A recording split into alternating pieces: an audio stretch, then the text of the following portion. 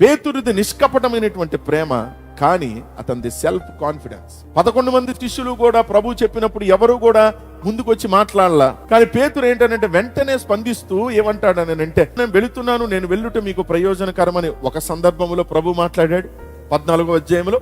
13వ అధ్యాయంలో ఏమని మాట్లాడతాడు అని అంటే, మనిషి కుమారుడు పాపుల చేతికి అప్పగింపబడబోతున్నాడు అనేటువంటి మాట. సో ఈ రెండు కూడా మనం జ్ఞాపకం చేసుకుంటూ చూసినట్లయితే పేతురుది చాలా నిష్కపటమైనటువంటి ప్రేమ కింద మనకి కనబడతాం. ఇదేమి కూడా హిపోక్రసీ కాదు, వేషధారణ కాదు.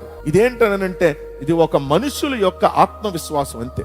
సో నిష్కపటమైనటువంటి ప్రేమ అనేటువంటిది పేతురు చూపించిన అది అతనికి ఒక సెల్ఫ్ కాన్ఫిడెన్స్ కిందనే పరిగణించబడుతుంది, ఒక తన సొంత ఆత్మవిశ్వాసం కింద కనబడుతుంది తప్ప దాని ముందు ఉన్నటువంటి టాస్క్ అనేటువంటిది ఎంత పెద్దది అనేటువంటిది మనుషులు అనేటువంటి వాళ్ళు ఆలోచన చేయరు. కేవలం పెదాల మీద నుంచి వచ్చేటువంటి విధముగా మనం మాట్లాడినా, లేకపోతే హృదయాంతరంగంలో దేవుని గురించి నువ్వు ఎంత డెప్త్ ఫీలింగ్ అనేటువంటిది నీకున్నా, అన్యోన్యత అనేటువంటిది ఉన్నా, అది నీ సెల్ఫ్ కాన్ఫిడెన్స్ అనేటువంటి దాని మీద ఆధారపడుతుంది తప్ప అది దేవుని దగ్గరికి వచ్చేంత విధముగా నీకు అది ఏమాత్రము కూడా ఉపయోగపడదు.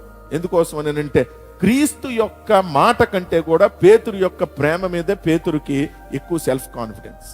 నువ్వు దేవుని కొరకు ఏదన్నా నేను చేస్తాను, దేవుని మీద నిష్కపటమైన ప్రేమ ఉంది నాకు, దేవుని కొరకు ఎంతైనా ముందుకు వెళ్తాను అనేటువంటి వారు మీరు చేయవలసింది ఏంటనంటే, ఆ ప్రేమ అనేటువంటిది సఫలీకృతం కావాలి అని అంటే, ఆ ప్రేమ అనేటువంటిది ఆచరణలోనికి వెళ్ళాలి అని అంటే, ఆ ప్రేమ అనేటువంటిది దేవుడు నిజంగా నిన్ను మెచ్చుకునే విధంగా ఉండాలి అని అంటే, నీవు చేయవలసింది నీ ఆత్మవిశ్వాసం మీద నువ్వు ఆధారపడటం కాదు, కానీ దేవుని మీద మనము ఆధారపడాలి. దేవునికి స్తోత్రం కలుగును గాక. The dependence upon Christ will show the love upon Christ rather than our self confidence.